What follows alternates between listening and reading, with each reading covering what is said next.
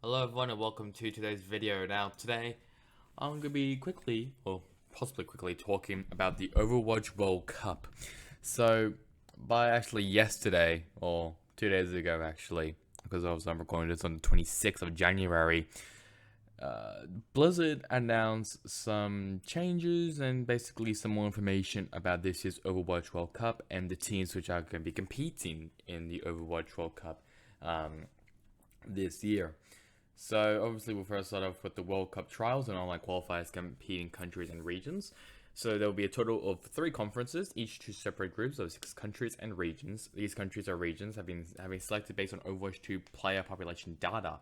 In February, competition committee applications begin. Additionally, each participating country and region will host World Cup trials over 3 weekends in February.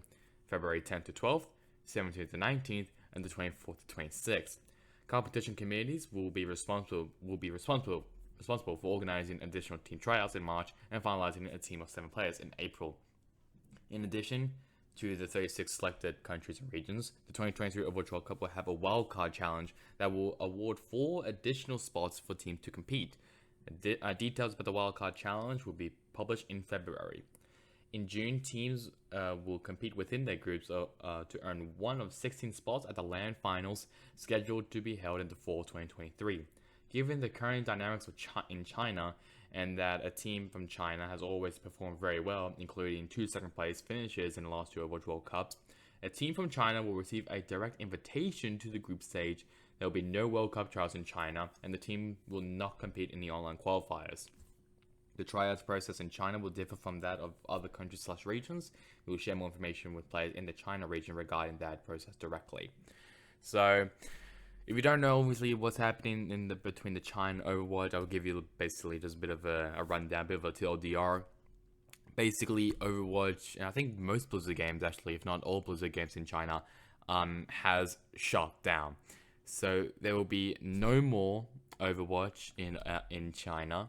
Unless you probably have like a VPN or something, but I'm not too sure how they're going to play, or even practice. Even it's kind of been up in the air for Overwatch as a whole, especially in the Overwatch League with everyone from the APAC region kind of struggling. Other than Seoul and actually both Seoul teams in the Inferno and the Dynasty, but everyone else they kind of be struggling. Because the Chinese talent, because China and Overwatch is a bit of uncertainty still there, so I'm not too sure how they're going to resolve it, but I have to wait and see. Anyways, this is the big one though. Here are the teams, well, let's just say the 36 teams in 6 groups of the online qualifiers. So first start off with the Americas conference, and we have some pretty interesting countries. So for the A conference, we have Canada, Costa Rica, Guatemala, so is it Guatemala, Mexico, Puerto Rico, and the United States. Very surprised about Guatemala, Puerto Rico, maybe. I think Puerto Rico isn't remix with Puerto Rico. It's a Costa Rica. I can't remember. It's one of them. And for the B conference, we have Argentina, Brazil, Chile, Colombia, Ecuador, and Peru. So that's just mainly South American countries. Not a lot of big things there, I'll be honest. I think, yeah, there's not. I don't think there's any big countries which I'm missing from that, so I think that's completely fine. This is where it gets a bit interesting. The Europe and Middle East Conference has some interesting countries which are missing, and I'll get to that soon. So we have Belgium. So actually, for the A conference, we have Belgium, France, Great Britain, Italy, Netherlands, and Spain. And then for B, we have Germany, Norway, Poland, Saudi Arabia, Sweden, and Turkey.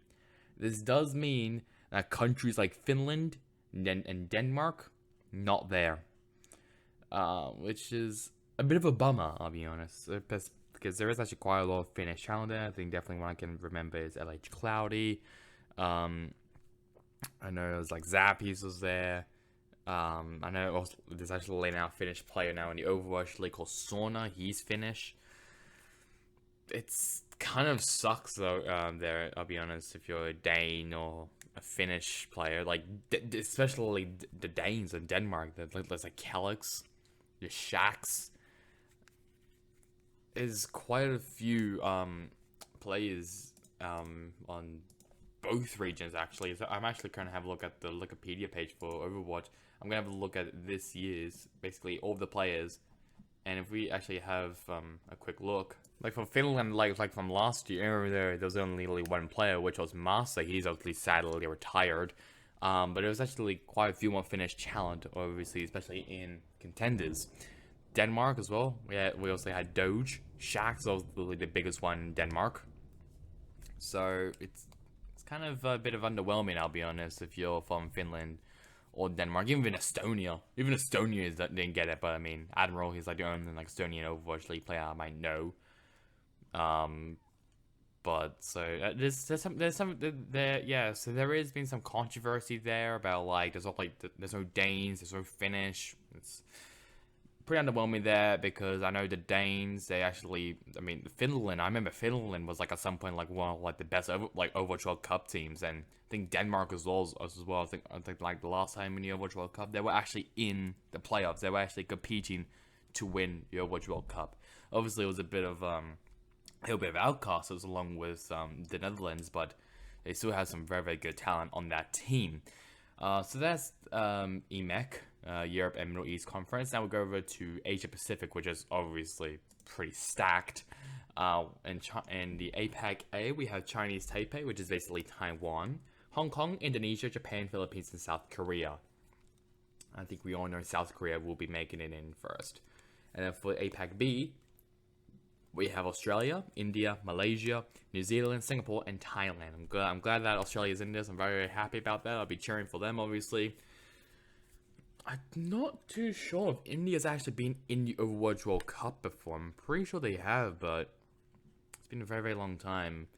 I don't think anyone else. I think everyone else has been in the Overwatch World Cup before, but India's a bit of outcast. I'm not too sure if India's actually been in it or not, but I don't know. It's interesting to see India on this, but I'll be honest. There's not like a lot of countries that you can maybe say like, you can probably say of being in here other than India. So fair enough that India's in here. So ultimately, with China securing one of the 16 spots advancing to the groups, this is how the remaining spots for the teams will be competed for the online qualifiers. So for all the teams who are in the A conference, for America, EMEC, and APAC, there will be 3 spots. And for the B side, so for the D conference, and that'll be also for America, EMEC, and APAC, there'll be 2 spots. So obviously, I actually have APAC right here, so this will be easier. So let's just say that South Korea, Japan, and let's just say Philippines. Let's just say all those 3 are in the top 3, which basically means that they will qualify into the main event.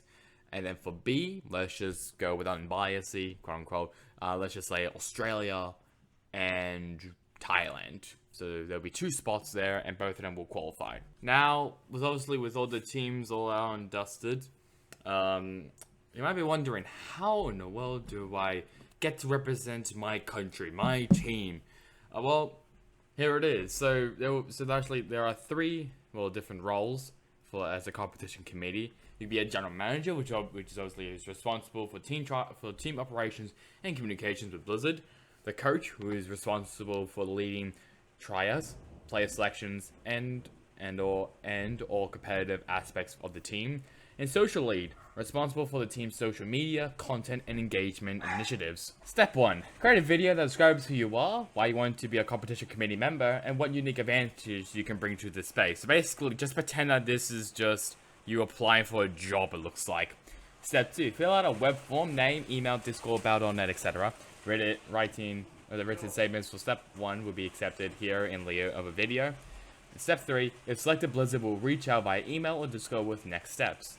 Aspiring committee members can complete the online application now. The submission window will close on January 30th, 2023, so it's actually in 4 days' time. I think, yeah. I don't know, I can't do math. Yeah, 4 days' time. The selection process will be finalized from February 1st to 10th, with Blizzard selecting the committee members of each country and region.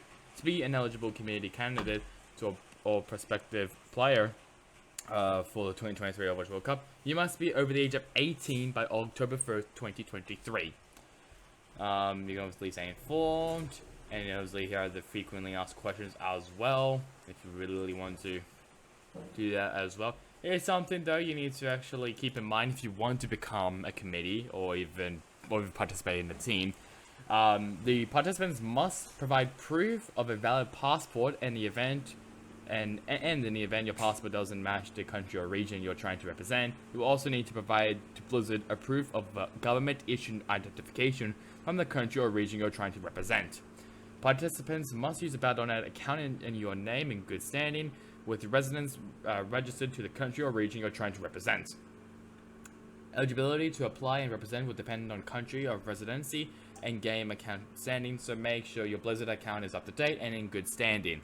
So if you do want to obviously become a committee for one of these teams, for a team that you obviously you want to represent, and in all of these countries as well that you're obviously a part of, you can easily do that. I'll leave a link to the article down in the description below, so you can look at it for yourself and possibly apply if you really want to. So that's really about it for me. Hope you guys enjoyed it. Catch you guys on next time in the next one. Goodbye.